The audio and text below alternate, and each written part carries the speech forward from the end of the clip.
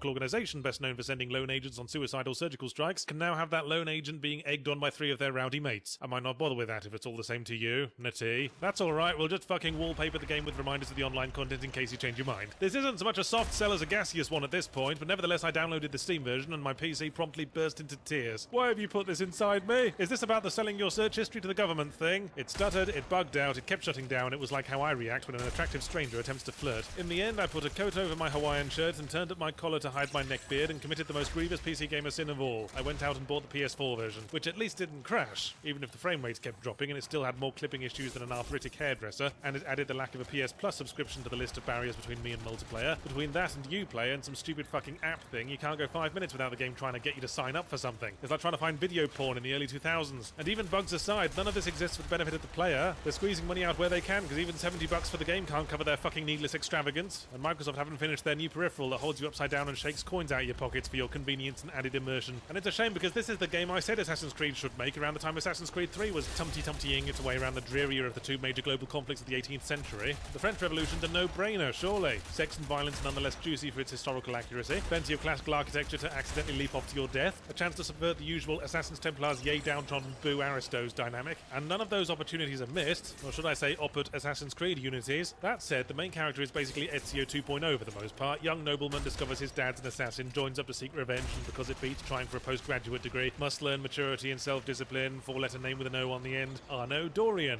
The plot's more about his personal struggle though. Arno isn't called upon to revive the Assassin Order like Ezio was, because the Assassin Order seems to be perfectly alright, content to wait out the revolution sitting around in their hideout, flicking their beans. And it's the Templars who are depowered and fighting among themselves, but Arno's got history with Templars who seemed like decent sorts, because they didn't use poor widows as chamber pots, so his loyalties are divided. In fact, I'm not entirely sure why Arno joins the Assassins at all, except because the franchise demands it. He doesn't know any of them, and they all treat him like a 5-year-old with his hands stuck in a jam jar. This is all fairly solid stuff, but solid stuff on a wonky table will nonetheless collapse. I like that the assassination missions have gotten back to the roots somewhat. Here's an environment, here's a target, complete optional objectives to make things easier, but ultimately it's all up to you as long as knifey, stabby, throaty. Except for some stupid reason, an assassination only counts if you use the hidden blade, and the hidden blade is now entirely contextual, so if you've done the trademark Assassin's Creed sprint to the target, and the target has been so impolite as to notice you and pull their sword out, all you can do is sword fight them to the ground, at which point the game goes, right then, just press square to finish them off with the hidden blade and you're done. Oh, unless there are guards nearby, in which case pressing square will attack them instead, but why on earth would there be guards near the person they have been employed to protect? That's just crazy town. And the sword fighting is flabby and unresponsive, counterprompts are all very well when the frame rate isn't dropping like a Christmas #1 through the January charts, and there's the usual Assassin's Creed issue that when the environment gets too complex, holding down the free run button and pushing forwards is hurling yourself into the capricious hands of fate. But it feels worse in Unity somehow, possibly because buildings actually have interiors now, and an enclosed space multiplies the chance of Arno being possessed by the urge to climb on top of a bookshelf mid-dramatic escape, and you can add taking cover to the list of ways to make Arno get inappropriate with furniture until you have to prise him off, and all up I'd say that 60% of the times I was caught by guards were due to Arno being unable to disentangle his limbs from the scenery just as the crucial phase of my plan went into action. But never mind all that gameplay shit, you want to know if Assassin's Creed is still doing the bridging future narrative thing.